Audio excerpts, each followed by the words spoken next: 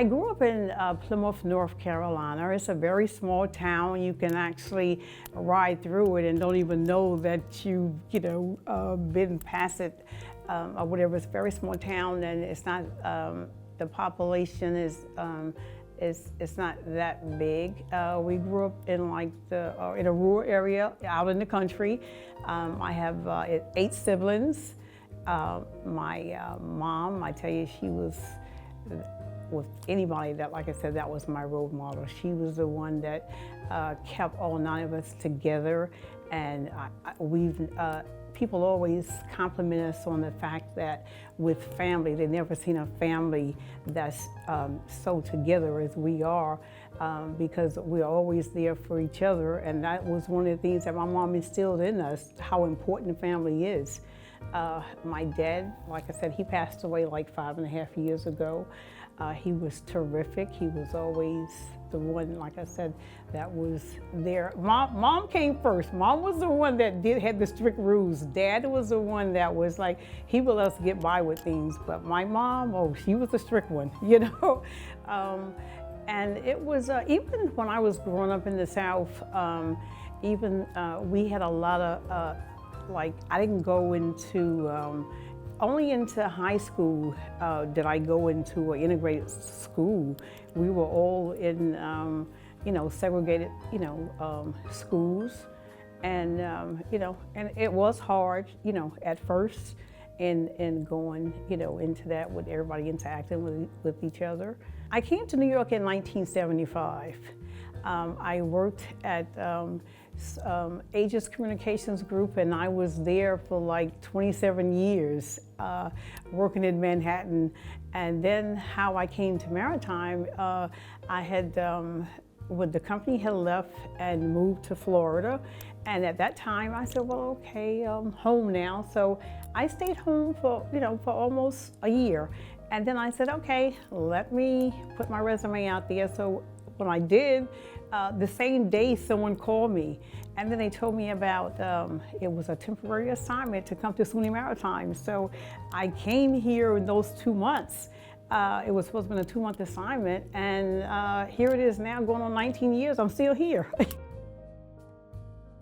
I look at Black history as a part of American history, and it should be that all Americans should want to learn, to study, to see all the achievements, and also to celebrate it. My thoughts, I think, I'm glad we have the month of February to be Black History Month. But at the same time, I don't think that it should be just one month labeled Black History Month. I think it should be throughout the whole year, the whole 365 days, because there's so much history, there's so much to learn. And I think that African Americans, they really have contributed so much, to our country that we don't even know about, or that, like I said, that we need to study it's like every week or something, I'm learning something new that we invented that I had no idea of. So, it's a time for us to reflect back on all the good things that they have accomplished. My role model, and of course I know, first and foremost is my mom, but other than that, when I was growing up in school, I would say that it was Harriet Tubman. You know why?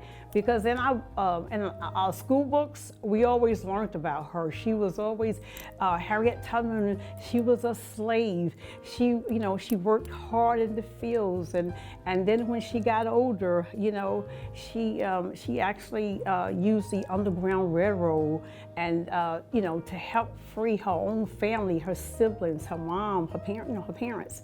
And when she did that, but not only that, I think she made about 19 trips on the Underground Railroad, and in doing that, she freed like 300 slaves.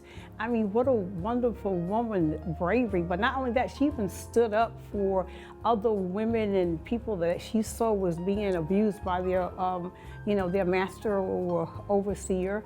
And when she did, she got hit in the head, with an object. And throughout her whole life, she suffered having blackout spells because of that. So to me, a woman like that, being so brave, standing up for other people, and wanting to be like I said, there to help everyone else and to put your own life at risk to save someone else's life so that they could be free.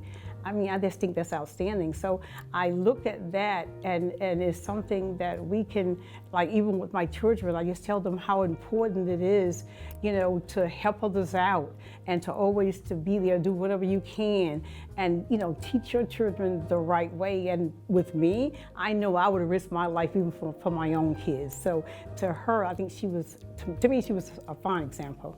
I am so proud to be an African American. I am proud, very proud to be that. But I'm also proud to be a mother of 2 girls, Jakisha and Jamaica. And I'm proud of my 4 grandkids. Josiah is Logan, is Jada, and is Jaden. And I have a wonderful, loving husband. I'm proud to be a part of their lives. And also, something that, to me, that I think is just so important was the fact that I was able to be here on this earth to see our first Black president, Barack Obama, to become the president of the United States. And also, a new vice president, a female, a Black woman that's actually Black and South Asian. What a blessing. And I would never forget on her inauguration, the speech that she made.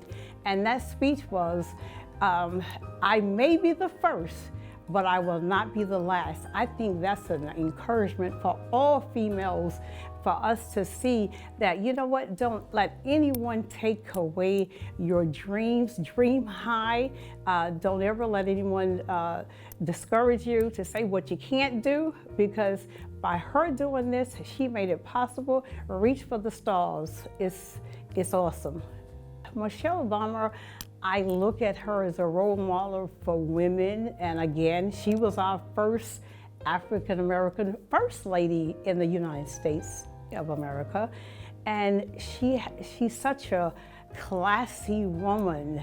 She was a lawyer, a writer, and she was an advocate for, you know, for the children, for the ones that's in the service, their families, and also for international students. And also, she's also at the point where she was trying to even to, with the Get Healthy programs, you know, with the students, working with them, trying to make sure that they eat properly and all that. And also, the thing that she said the most for her 2 daughters is that that was her first and foremost important role, being a mother. And I look at that and it's awesome. And also, she was always right there beside her husband. Whatever he did, she was right there. And I tell you, so she's a devoted, like I said, classy woman. And I would love to, to meet her.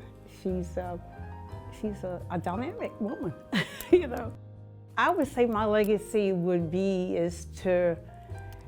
I would do anything for anybody. And when I look out, or when I do anything, I do everything from my heart, you know. And if anybody know me, I would give my last to help anyone. And I am one that, is there for someone. And, it's just like, it's so funny. It's like sometimes I can be on the street or something, and I can be walking, even with my sisters or someone, and I don't know, every time there's a homeless person out there, do you know who they come to? They walk directly to me. And I don't know what, so my sisters have said that it's something that's written on your forehead. It's because they know you're gonna go right in your pocket, or you're gonna do something, because it's always about giving back, So I just want everybody to know that, to carry on and to make sure that with anyone, do whatever you can to help anybody at any time. Because sometimes you never know when, like I said, it could be you. So just do, whatever you can to help others. And I think that's just it. Just be the best you can be,